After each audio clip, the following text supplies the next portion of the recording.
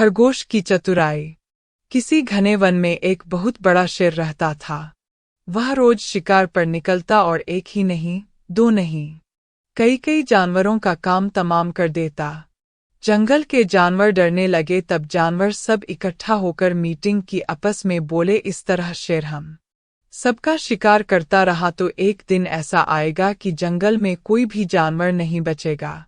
कुछ जानवर शेर के डर के मारे साथ नहीं दिया उनका। शेर अपनी मनमानी करता रहा। फिर से एक दिन सारे जंगल में सनसनी फैल गई।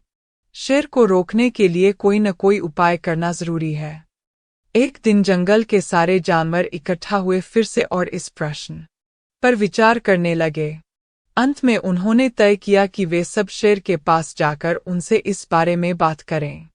दूसरे दिन जानवरों के एक दल शेर के पास पहुंचा। उनके अपनी ओर आते देख शेर घबरा गया और उसने गरज कर पूछा, क्या बात है? तुम सब यहाँ क्यों आ रहे हो? जानवर दल के नेता ने कहा, महाराज, हम आपके पास निवेदन करने आए हैं। आप राजा हैं और हम आपकी प्रजा। जब आप शिकार करने निकलते हैं तो बहुत जानवर मार डालते हैं। आप सबको खा भी नहीं पाते। इस तरह से हमारी संख्या कम होती जा रही है। अगर ऐसा ही होता रहा तो कुछ ही दिनों में जंगल में आपके सिवाय और कोई भी नहीं बचेगा। प्रजा के बिना राजा भी कैसे रह सकता है? यदि हम सभी मर जाएंगे तो आप भी राजा नहीं रहेंगे। हम चाहते हैं कि आप सदा हमारे राजा बने रहें। आपसे हमारी विनती है कि आप अपने घर पर ही रहा करें। हर रोज स्वयं आपके खाने के लिए एक जानवर भेज दिया करेंगे। इस तरह से राजा और प्रजा दोनों ही चैन से रह सकेंगे। शेर सोचने लगा कि जानवरों की बात में सच्चाई है। उसने पल भर ही सोचा था कि बोल पड़ा। शेर बोला, अच्छी बात नहीं है, मैं तुम्हारे सुझाव को मान लेता हूँ, लेकिन याद रखना, अगर किसी भी दिन तुमने मेरे खाने के लिए पूरा भोजन नहीं भेजा तो मैं जितने जानवर चाहूंगा मार डालूंगा। जानवर दल के पास तो और कोई चारा नहीं था, इसलिए उन्होंने शेर की शर्त मान ली और अपने अपने घर चले गए। उस दिन से हर रोज शेर के खाने के लिए एक जानवर भेजा जाने लगा। इसके लिए जंगल में रहने वाले सब जानवरों में से एक एक जानवर बारी बारी से चुना जाता था। कुछ दिन बाद खरगोशों की बारी भी आ गई। शेर के भोजन के लिए एक नन्हे से खरगोश को चुना गया। वह खरगोश जितना छोटा था उतना ही चतुर भी था। उसने सोचा, बेकार में शेर के हाथों मरना मूर्खता है। अपनी जान बचाने का कोई न कोई उपाय अवश्य करना चाहिए और हो सके तो कोई ऐसी तरकीब ढूंढनी चाहिए जिससे सभी को इस मुसीबत से सदा के लिए छुटकारा मिल जाए। आखिर उसने एक तरकीब सोच ही निकाली। खरगोश धीरे धीरे आराम से शेर के घर की ओर चल पड़ा। जब वह शेर के पास पहुंचा तो बहुत देर हो चुकी थी। भूख के मारे शेर का बुरा हाल हो रहा था। जब उसने सिर्फ एक छोटे से खरगोश को अपनी ओर आते देखा तो गुस्से से बौखला उठा और गरज कर बोला, किसने तुम्हें भेजा है? एक तो पिद्दी जैसे हो, दूसरे इतनी देर से आ रहे हो। जिन बेवकूफ़ों ने तुम्हें भेजा है मैं उन सबको ठीक करूंगा। एक एक का काम तमाम न किया तो मेरा नाम भी शेर नहीं।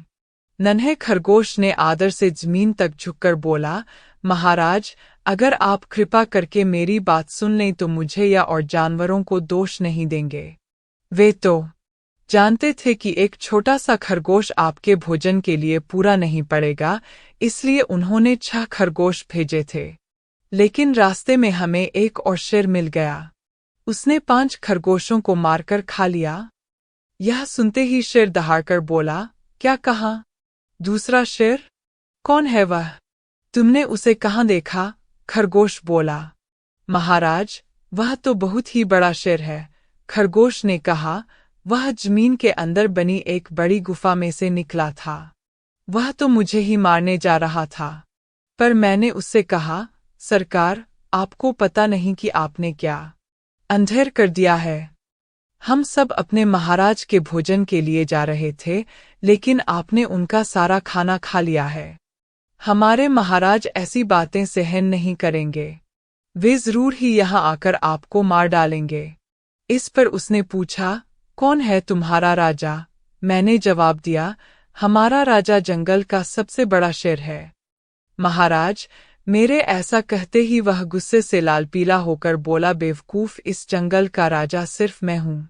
यहाँ सब जानवर मेरी प्रजा हैं। मैं उनके साथ जैसा चाहूं वैसा कर सकता हूँ। जिस मूर्ख को तुम अपना राजा कहते हो उस चोर को मेरे सामने हाजिर करो। मैं उसे बताऊंगा कि असली राजा कौन है। महाराज, इतना कहकर उस शेर ने आपको लिवाने के लिए मुझे यहाँ भेज दिया। खरगोश की बात सुनकर शेर को बड़ा गुस्सा आया और वह बार बार गरजने लगा। उसकी भयानक गरज से सारा जंगल दहलने लगा। मुझे फौरन उस मूर्ख का पता बताओ, शेर ने दहाड़कर कहा। जब तक मैं उसे जान से न मार दूंगा मुझे चैन नहीं मिलेगा। बहुत अच्छा महाराज, खरगोश ने कहा, मौत ही उस दुष्ट की सजा है। अगर मैं और बड़ा और मजबूत होता तो मैं खुद ही उसके टुकड़े टुकड़े कर देता। शेर बोला, चलो, रास्ता दिखाओ। शेर ने कहा, फौरन बताओ किधर चलना है। इधर आइए महाराज, इधर।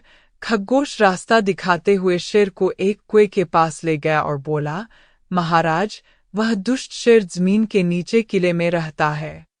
जरा सावधान रहिएगा। किले में छुपा दुश्मन खतरनाक होता है। शेर बोला, मैं उससे निपट लूंगा। शेर ने कहा, तुम यह बताओ कि वह है कहाँ। खरगोश बोला, महाराज, पहले जब मैंने उसे देखा था तब तो वह यहीं बाहर खड़ा था। लगता है आपको आता देखकर वह किले में घुस गया। आइए मैं आपको दिखाता हूँ। खरगोश ने कुएं के नजदीक आकर शेर से अंदर झांकने के लिए कहा।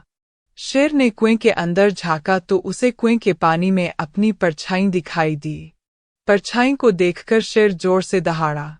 कुएं के अंदर से आती हुई अपने ही दहाड़ने की गूंज सुनकर उसने समझा कि दूसरा शेर भी दहाड़ रहा है।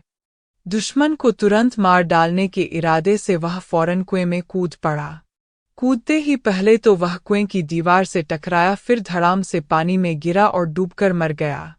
इस तरह चतुराई से शेर से छुट्टी पाकर नन्हा खरगोश घर लौटा। उसने जंगल के जानवरों को शेर के मारे जाने की कहानी सुनाई। दुश्मन के मारे जाने की खबर से सारे जंगल में खुशी फैल गई। जंगल के सभी जानवर खरगोश की जय जयकार करने लगे। नन्हा खरगोश के माँ बाप भी खुशी से झूमने लगे। इस तरह जंगल के जानवर खुशी से रहने लगे। दोस्तों, ऐसे ही वीडियो लाती रहती हूँ दोस्तों, इसलिए चैनल को सब्सक्राइब करें, लाइक करें, कमेंट करके अपनी राय जरूर दें। कहानी का कौन सा हिस्सा अच्छा लगा कमेंट करके अपनी राय जरूर दें। धन्यवाद।